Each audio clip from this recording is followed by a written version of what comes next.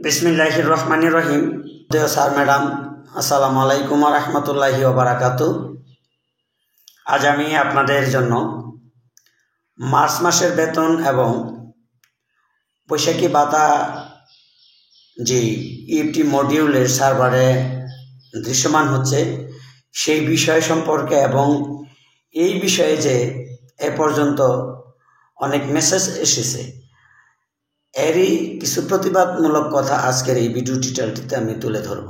আমি সবচেয়ে বেশি শ্রদ্ধা করি আমার সম্মানিত স্যারদেরকে, যারা গুণীজন, যারা অন্যের ছেলে মেয়েদের শিক্ষা দেন, যাদের মধ্যে কোনো আত্মহমিকা হিংসা থাকে না, যেমনটি দেখে এসেছি। আর আত্মহমিকা বা হিংসা বিদ্বেষ থাকলে হয়তো বা ওই শিক্ষক মানে তার আদর্শিক শিক্ষা সে লালন করতে পারলো না। তো আমি এখানে কোনো জ্ঞান দিতে আসিনি, আমার চেয়ে সবাই জ্ঞানী, অর্থাৎ আমার চেয়ে সবচেয়ে বেশি জ্ঞানী। তো আমি যেই কথাটি আমি বলতে এসেছি সেটি হচ্ছে, যা কিছুক্ষণ আগে বৈশাখী ভাতার এবং মার্চ মাসের বেতনের মেসেজ এইমাত্র আসলো, এমন একটি টাইটেল আমার চোখে পড়ছে, যদিও আমি সেটি আপনাদেরকে কপি করে দেখাতে পারিনি।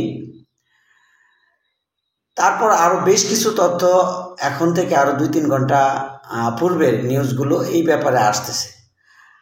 অ্যাকচুয়ালি এই বিষয়গুলো এখানে যে আসতেছে বা নিউজগুলো যে পরিবেশন হচ্ছে সেগুলি কিন্তু একমাত্র বেসরকারি শিক্ষা প্রতিষ্ঠানের এই নিউজগুলো নিয়েই তারা বেশিরভাগ লাফালাফি করে, গণমাধ্যম বা সাংবাদিক বা ইউটিউবাররা। তো এখন তাদের এই বিষয়গুলো যেমন আমাকে খুব নাড়া দিয়েছে, ঠিক তদ্রূপ আমাদের শিক্ষকদের মধ্যে এমন কিছু কিছু বিষয় আমার সংবাদ নিয়ে তারা কিছু ঔদ্ধত্যপূর্ণ মন্তব্য অথবা কমেন্টে লিখেন, যেগুলি আসলে ভাবার মতো নয়।